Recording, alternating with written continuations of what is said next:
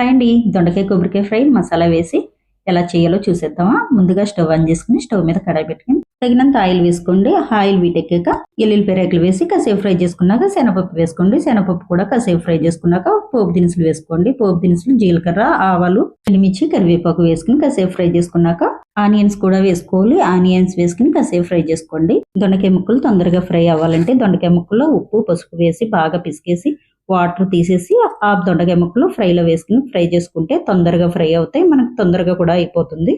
దొండకాయ ముక్కలు కాసేపు ఫ్రై చేసుకోండి. దొండకాయ ముక్కలు కాసేపు ఫ్రై చేసుకున్నాక అల్లం వెల్లుల్లి పేస్ట్ 1 స్పూన్ వేసుకోండి. వేసుకుని కాసేపు ఫ్రై చేసుకోండి.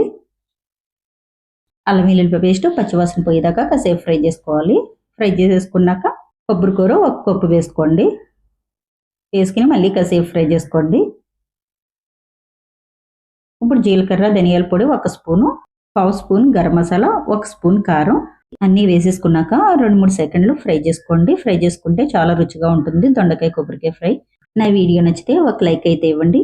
నా వీడియో ప్రతి వీడియో మీకు రావాలంటే సబ్స్క్రైబ్ కూడా చేయండి.